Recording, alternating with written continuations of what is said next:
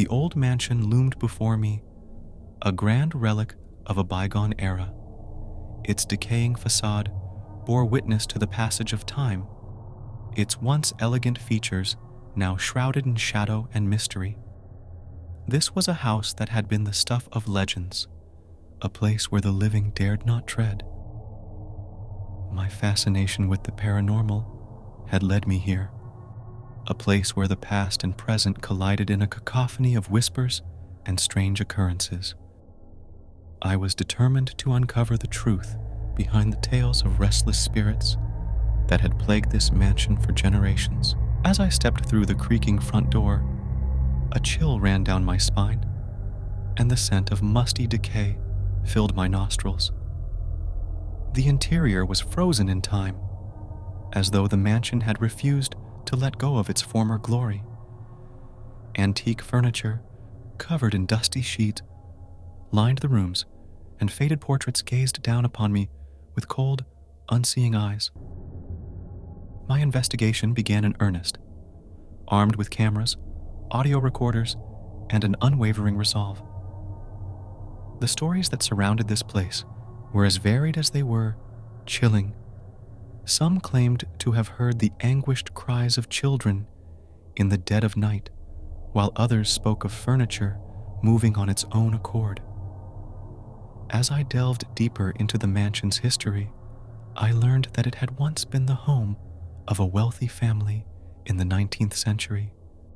Tragedy had struck when their youngest daughter, Eliza, had died of a mysterious illness. Her death had shattered the family, and they had abandoned the mansion, leaving it to decay.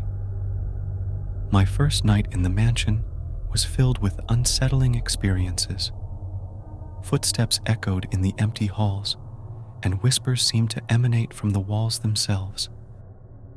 I documented every occurrence, determined to capture evidence of the other-worldly.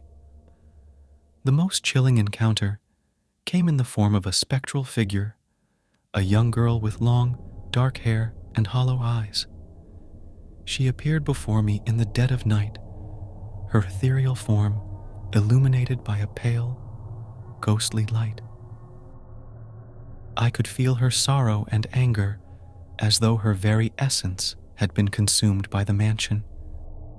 I began to suspect that Eliza was not alone in her haunting.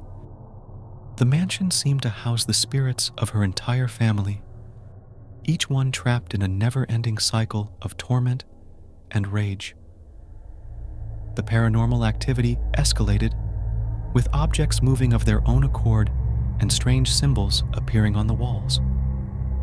Desperate for answers, I delved into the mansion's archives, sifting through centuries-old documents and diaries. What I uncovered sent shivers down my spine, a dark history of the family's involvement in occult practices and forbidden rituals. It seemed they had made a pact with a malevolent entity in exchange for power and prosperity, a pact that had doomed them for all eternity. My investigation took a toll on my sanity as I struggled to communicate with the restless spirits. They yearned for release, their anger directed not at me, but at the living who had dared to trespass in their domain.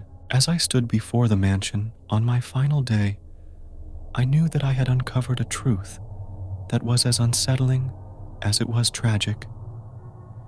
The spirits of Eliza and her family were trapped in a never-ending nightmare, prisoners of their own dark desires and the malevolent entity they had invited into their lives.